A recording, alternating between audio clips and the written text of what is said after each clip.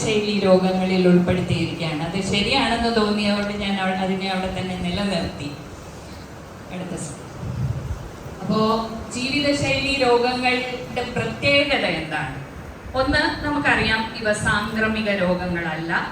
പണ്ട് നമ്മൾ സാംക്രമിക രോഗങ്ങളെ പടപൊരുതിയ ഒരു സമയമുണ്ടായിരുന്നു. കോളറ ഉണ്ടായിരുന്നു, പ്ലേഗ് ഉണ്ടായിരുന്നു, ഇപ്പൊ കോവിഡ് വന്നു. അതിനെയൊക്കെ നമ്മൾ ഫൈറ്റ് ചെയ്ത് അതിനോടൊപ്പം തന്നെ പക്ഷേ മോർട്ടാലിറ്റി, അതായത് ജീവന് ആപത്തും നാശവും നല്ല വർഷങ്ങൾ ഒരാളിൻ്റെ കൊഴിഞ്ഞു പോകുന്ന അല്ലെങ്കിൽ നഷ്ടപ്പെടുത്തുന്ന രോഗങ്ങളാണ് ഈ നോൺ കമ്മ്യൂണിക്കബിൾ ഡിസീസസ് അല്ലെങ്കിൽ ജീവിതശൈലി രോഗങ്ങൾ. വളരെ നീണ്ട കോഴ്സാണ്. ഒരാൾക്ക് വന്നാൽ 10-20 വർഷം കൂടെ കാണും. അത് വലിയൊരു മടുപ്പാണ്. എന്നെ സംബന്ധിച്ച് ചോദിക്കുകയാണെങ്കിൽ എനിക്ക് തികച്ച് 5 ദിവസം ഒരു ആന്റിബയോട്ടിക് കഴിക്കാൻ വിഷമമുള്ള ഒരാളാണ്. അങ്ങനെയുള്ള ഒരാൾ ഈ 10-20 വർഷം ഒരേപോലെ ഇതിന്റെ എന്താ പറയുന്നത്, ഇതിന്റെ പഥ്യങ്ങളും നോക്കി മരുന്നും കഴിച്ച് ജീവിതശൈലി മാറ്റങ്ങളും വരുത്തി പോവുക എന്ന് പറഞ്ഞാൽ ഹ്യൂമൻലി പോസിബിൾ അല്ല. അപ്പൊ അതുകൊണ്ടാണ് അവയെ ഇത്ര ബുദ്ധിമുട്ടുള്ള രോഗങ്ങൾ എന്ന് നമ്മൾ കരുതുന്നത്. Late diagnosis. ഇപ്പൊ പ്രമേഹം തന്നെ എടുക്കുകയാണെങ്കിൽ പ്രമേഹത്തിന്റെ പ്രക്രിയ ഏകദേശം 3 വർഷക്കാലം മുൻപേ തന്നെ ശരീരത്തിൽ തുടങ്ങിക്കഴിയും. അതിനുശേഷം രോഗലക്ഷണങ്ങളോട് ഇത് പ്രത്യക്ഷത്തിൽ വരണമെങ്കിൽ ചുരുങ്ങിയത് 3 വർഷക്കാലമെങ്കിലും എടുക്കും. അപ്പൊ ലേറ്റ് ഡയഗ്നോസിസ്. അപ്പോഴേക്കും ഒരു പക്ഷേ എന്തെങ്കിലും അതിൽ നിന്നുള്ള പ്രശ്നങ്ങൾ നമുക്ക് ഉണ്ടായി കഴിഞ്ഞു എന്ന് വരാം. അപ്പോൾ അതൊരു പ്രശ്നം. പിന്നെ മോർ കോംപ്ലിക്കേഷൻസ്. നമുക്കറിയാം പ്രമേഹത്തിനോടനുബന്ധമായിട്ട് കിഡ്നി ഡിസീസ് വരും, ഹൃദ്രോഗം, ഡോക്ടറുടെ പറഞ്ഞതുപോലെ ഹൃദ്രോഗം വരും. വളരെ സൈലന്റ് ആയിട്ട് സംഭവിക്കുന്ന ഹൃദ്രോഗത്തിന്റെ ഒരു പ്രധാന കാരണമാണ് പ്രമേഹം. രക്താതി സമ്മർദ്ദം അതിൻ്റെ അനുബന്ധ രോഗമാണ്. മസ്തിഷ്കാഘാതം വരാം, കണ്ണിന് നേത്രരോഗം വരാം. പാദവിച്ഛേദന ശസ്ത്രക്രിയയുടെ ഏറ്റവും പ്രധാനപ്പെട്ട ഒരു കാരണമാണ് പ്രമേഹം. അങ്ങനെ ഇരിക്കെ ഇതാണ് അതിൻ്റെ പ്രത്യേകതകൾ. Next slide.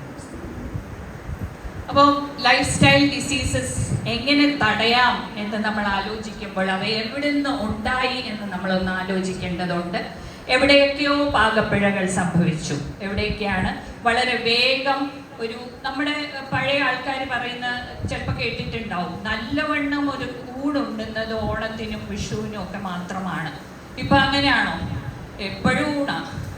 രാവിലെ ഉച്ചയ്ക്കും വൈകിട്ടും കഴിക്കും. അതുകൂടാതെ ഇടയ്ക്ക് ഇവിടെ വന്നപ്പോഴേ വടയുണ്ടായിരുന്നു. എനിക്ക് തോന്നുന്നു ഡോക്ടർ മീര ഒരു പിന്നെ ഈറ്റിംഗ് ഡിക്റ്റവും കൂടെ റോട്ടറിക്ക് കൊടുത്ത, അങ്ങനെയാണ് പകുതി പേര് പൊഴിഞ്ഞു പോയേക്കാം ഒരു പക്ഷേ ഹെൽത്തി ഈറ്റിങ്ങിനെ കുറിച്ച് നമ്മുടെ വേദികൾ തന്നെ ഒരു ഉണർന്ന് പ്രവർത്തിക്കേണ്ടതുണ്ടോ എന്ന് നമുക്ക് ചിലപ്പം സംശയം തോന്നാറുണ്ട്. അപ്പോൾ ഉറക്കത്തിൻ്റെ കുറവ്, മാനസിക പിരിമുറുക്കം, ഇത്തരം കാര്യങ്ങൾ വന്ന് വളരെ യന്ത്രവൽകൃത ഒരു ലോകത്തിൽ വളരെ പെട്ടെന്ന് നമുക്ക് നടന്നു നീങ്ങേണ്ട ഒരവസ്ഥ വന്നു. വളരെ ശരീര വ്യായാമത്തിന് അല്ലെങ്കിൽ ആയാസത്തിന് പ്രാധാന്യമുള്ള ഒരു ജീവിതശൈലിയിൽ നിന്ന് യാതൊരു വ്യായാമവും ഇല്ലാത്ത ഒരു ഘട്ടത്തിലേക്ക് വളരെ വേഗം നടന്ന് അടുത്ത ഒരു മനുഷ്യ സമൂഹത്തിന്റെ കൂടെ കൂടിയ രോഗങ്ങളാണ് ജീവിതശൈലി രോഗങ്ങൾ എന്ന് പറയുന്നത്. When there is an imbalance, അതായത് ഈ പറഞ്ഞ പ്രക്രിയകളിലെ എല്ലാം ഒരുപാട് ഊർജം കഴിക്കുക, അത്രയും ഊർജം ചെലവഴിക്കാതിരിക്കുക, ഇത്തരം പ്രക്രിയകളുടെ ഒരു പരിണിത ഫലമാണ് ജീവിതശൈലി രോഗങ്ങൾ. അടുത്ത സ്ലൈഡ്. അപ്പോൾ ഇതാണ് നമ്മൾ നടന്ന് നീങ്ങിയ, ഇത് വളരെ ക്ലീഷേഡ് സ്ലൈഡാണ്.